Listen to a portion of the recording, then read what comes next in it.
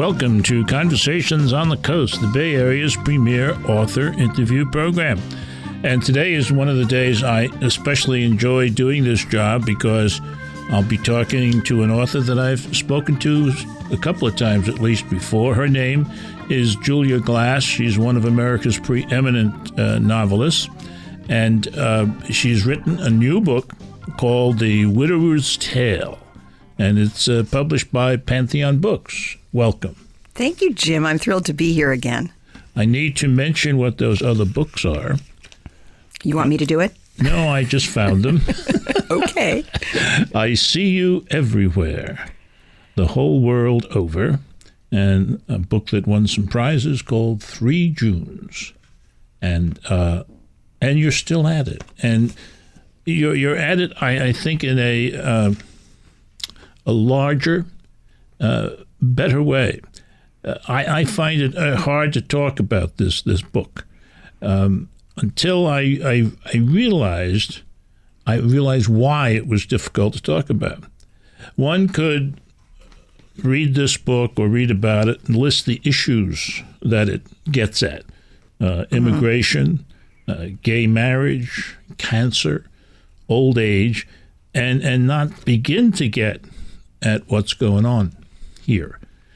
And then I thought, I think that The Widower's Tale shows how our distance from bad things and our efforts to shield ourselves and our children from the vicissitudes of life is an impossible task, no matter where we try to pull it off. Right. And I think that's put. That's the big picture here, and that's a heck of a thing to start chewing on. But gosh, you do it well. Well, thanks. You know, I mean, primarily, it's like all my other books in that it is, at heart, a family story. Family, yeah. But it's, I found myself beginning to chew on, I suppose, more societal issues, and I found myself becoming a bit of a satirist. Is that the word, satirist? Yes. Which, gave me pause. And I wouldn't say that I'm a very sharp-edged satirist. I'm a little, perhaps I'm a bit gentle there. But anyway, I did find that suddenly these issues were creeping into my more book. And more into your consciousness. And it surprised me to some extent. It did. But the magnificent thing here, and the genius thing of it, is that you get into all of these difficult issues while you continue to entertain us. And of course, that means that's saying that you are a very good novelist. I think. I mean, what else can it mean? Well, I hope that's what it means. There are several ways, of course, to get into this book, as one could say that of any novel. The interviewer or the reviewer in the New York Times had an interesting way. Among the many astute touches in The Widower's Tale, writes Maria Russo, is the fact that the action takes place within the orbit of 2 educational institutions, looming large in the minds of today's affluent consumerist parents, really focusing on the New York mind there, I think, in a big way. An exclusive progressive preschool, and then Harvard. Come on. If we can somehow shepherd our children through the first and then into the other, the communal fantasy goes, they'll land safely in some dreamy sphere of the elite, where there's no suffering, no strife, no failure, where the workers are invisible and all the real estate is light-filled and high-priced. Yes, after I read that reviewer, Maria Russo, became my best friend. I have not met her yet, but she is my best friend. I actually was sort of amazed by her summing it up that way. Yeah, she did an awfully good job, I thought. And that theme goes on here. But the thing, of course, is that is not just the passage or the possible passage from the exclusive children's school to Harvard that you're looking at, but the consequences of all that. and the people who are involved along the way. Right. And it is, again, it's the parent-child relationship. And I am endlessly fascinated in particular by the relationship between grown children and their parents. And that once again comes to play here because the widower, Percy Darling, the 70-year-old retired librarian, has two grown daughters in their 40s, one of whom is hugely successful and the other one is flailing in her life. We say not so much. We say what? Not so much when it comes to being successful. We don't say terrible things like flailing anymore. We say not so much. Yes, right. Not so. Oh, I see. Thank you. Yes, I'm sorry to correct I'm immune you. to political correctness, and so is my character, Percy. Absolutely. Percy is totally immune. Absolutely, totally immune. People ask me where the character comes from. I say, I'm afraid it's an alter ego of mine, like all my main characters. Oh, well, the New York Times Book Review suggests one way to get into The Widower's Tale.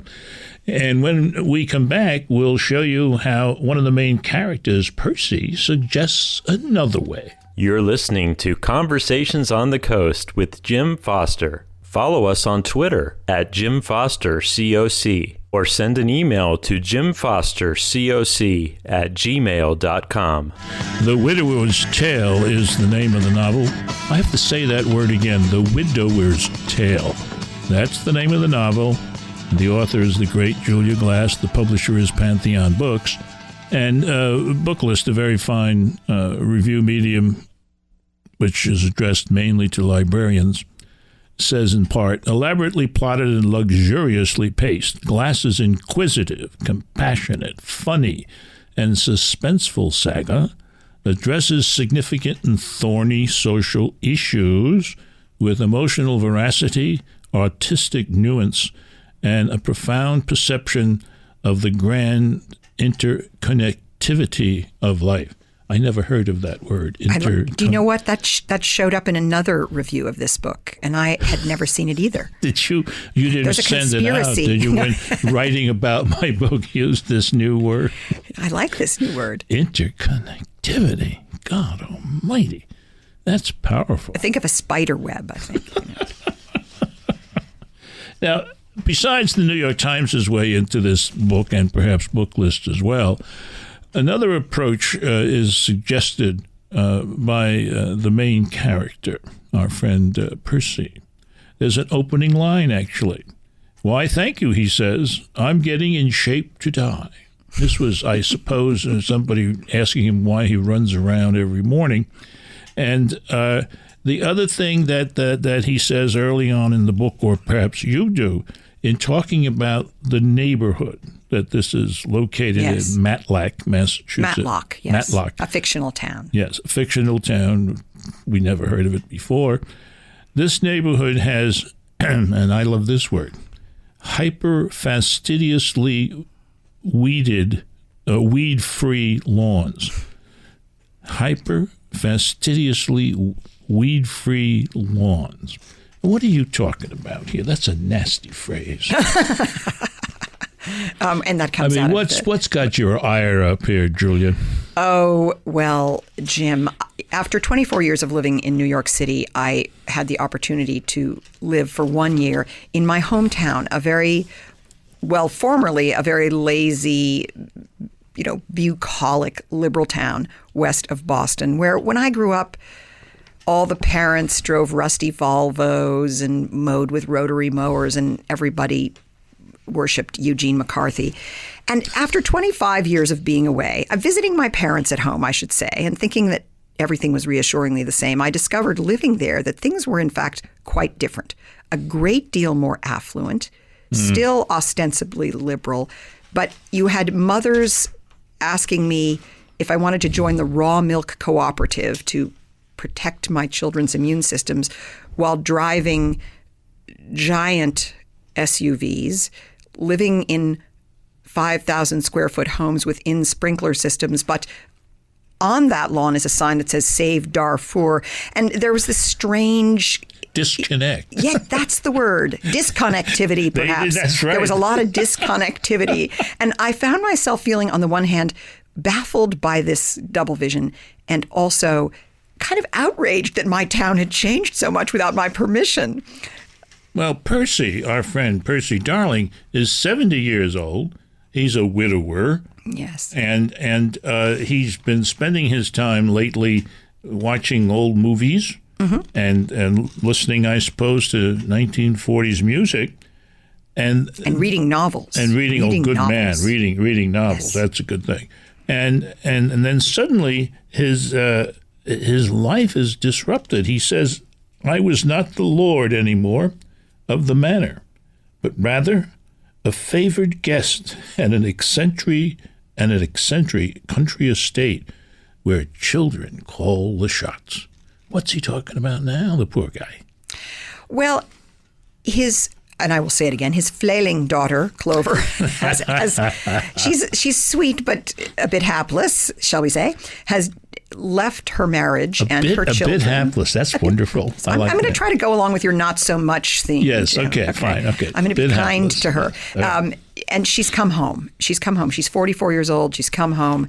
He's quite exasperated, but he's figured out that he has to, or he's decided he has to help his daughter regain her footing.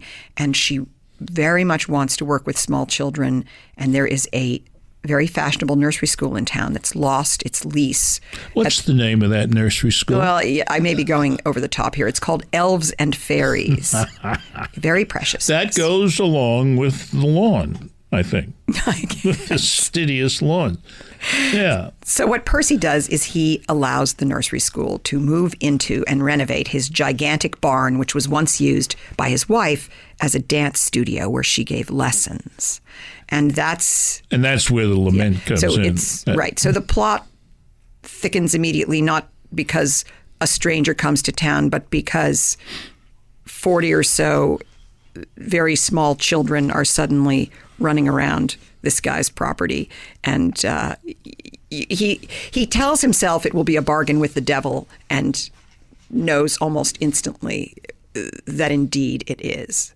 Well, it stands to reason that the most popular teacher at this school is going to be the art teacher, Ira. And, he's always running around doing things, including building a tree house in Percy's favorite tree. That's right. I mean, this is not nice. This is not nice. He does it without harming the tree, though. It's all quite benign in the beginning. In the beginning, it certainly is. And Percy, like a lot of people, although the decisions he's making here are contrary to his usual habits, he's enjoying seeing himself as magnanimous late in life. Well, also late in life, he has another joy. Yes, his grandson. Is that what you're referring to? No. Oh, okay. Another one. Yeah. He falls in love. Is that? Yes. And it really is quite a romance, in my opinion. And I like that. Good. I like that. Being of a certain age, I suppose, something I would like. You like Sarah? Love Sarah. Good. Love Sarah. We'll talk about her. The folks at Oprah magazine found the book enchanting. And when we come back, we're going to talk about that as a phrase to capture what you're doing in this book. You're listening to Conversations on the Coast with Jim Foster. Follow us on Twitter at Jim Foster COC or send an email to jimfostercoc@gmail.com. Julia Glass is our guest today, one of America's finest novelists. The title of her new book, The Widower's Tale. The publisher is Pantheon Books, and Oprah, the magazine, I guess, said, in part, an enchanting story of familial bonds and late-life romance. Expect to be infatuated with Glass's protagonist, 70-year-old Percy Darling. He of the generous soul, dry wit, courtly manners, and a great love affair. Yes. I think we spent enough time on Percy. I want to get into some of that familial context. And there's a moment in the book where Percy goes to see his daughter, the very successful doctor, the oncologist. Yes. And could you read for us what happened as he tried to see her at work? Yes. And this is in the voice of Percy. I sat in one of 2 chairs facing the desk. While waiting for my precious turn with this popular woman, my daughter, I'd conjured a range of smart aleck greetings. Pray, what do you have against balloons? Beam me up, Trudy. Since when did pain become a little army of moons? But now I found myself wanting only to absorb the details of her inner sanctum, a place far more modest than I had imagined all these years. The one window was miserly, offering a sullen glimpse of windows no more generous or revealing than hers in another building across the street. Behind Trudy's back, medical journals and reference volumes filled several rows of cheap laminated shelving. I saw only 2 photographs of family. One of a thinner, shaggier Robert accepting his high school diploma. The other of herself and Douglas in formal attire, faces pressed together, blanched by the flashbulb. On a bulletin board dominating another wall, dozens of other photographs, the Christmas cards and bar mitzvah announcements of people I'd never met, curled away from thumbtacks. And everywhere I looked, on notepads and pamphlets, on a T-shirted teddy bear slumped in a corner, even on Trudy's lapel, rendered in rhinestones, lurked that pink loop of ribbon, that mealy-minded equivalent of blurting out to a total stranger, "Gosh, it's so awful you have cancer, but we can fight it together, yay!" Yet amid such tacky surroundings, I was smacked by a wave of nostalgia when I saw all the framed certificates. My daughter's college and medical degrees, for which I had remortgaged the house, along with a series of honors I did not know about. Had there been a presentation of the Geraldine and James Quigley Chair in Medical Oncology? If so, had she simply not bothered to invite me? Had she assumed I wouldn't want to go? Dad? Did you hear me? I looked at Trudy. I'm sorry, daughter. I'm just taking it all in. That's a great moment, I think, because it tells us what happens between parent and child, even in a very positive relationship, as this one is. I believe it's a very positive one. And then that wonderful line in here, yet amid such tacky surroundings, I was smacked by a wave of nostalgia. Now the nostalgia is not on the wall except in those degrees. And then he's sitting there thinking, how often does she think of me? What does she think of me? What is that all about? Do we have anything left, or is she so, plunged into this life of cancer saving that there's no space for me? Right. Although, I don't know if you remember this, but when she stands up from that chair to go speak with her assistant, he sees a photograph of himself and her mother that he hasn't seen in years, that she stole from his study. Yeah. Beautiful stuff. Celestino is a fascinating character in here, and he's involved in being an illegal immigrant, and he knows how to do things with lawns and shrubs and flowers, and to this fancy neighborhood, he's indispensable. And he comes out of Guatemala. Yeah, he's, another thing that I saw in my town when I moved back there that shocked me were these platoons of immigrant garden workers who would arrive in a flatbed truck, descend upon a property, mow, blow. I mean, you see that here in wealthy communities, just where I was in Berkeley. I saw it. When I was growing up, again, teenage boys mowed the lawns. I mean, there's a whole, this new element that you see in wealthier towns was something that made me curious. And Celestino grew out of that. He's a little different than some of his compadres, as his boss calls them, in that he is someone who has been in a privileged position before, and he blew an opportunity he had to transcend his poorer roots. And now he's found himself among his countrymen working in the gardens of these vastly wealthy people. One of the least likable characters, at least for me, in the book also has Guatemalan roots, Arturo. Arturo. And I have a feeling if given enough time, he's going to blow up the world. Well, that's what he hopes. What a career path. That's a terrible idea. Terrible. But, I mean, he is, in a sense, he kind of overcomes the good grandson, too. Well, the good grandson is the second most important character. Percy's favorite grandson, who is an undergraduate at Harvard, a good student, and is drawn by that character, Arturo, into environmental activism. Yeah, and the hope is that this favorite son will follow in Mom's footsteps. That's Maybe. the plan, but plans go awry. Oh, dear. Well, I'll tell you one thing that doesn't go awry. Not a word in this book is awry. Not a thought, not an action, not a bit of the plot. It's a wonderful, wonderful novel. It's called The Widower's Tale. It's written by Julia Glass. And this has been Conversations on the Coast, and I'm Jim Foster. Follow us on Twitter at Jim Foster COC, or send an email to jimfostercoc@gmail.com.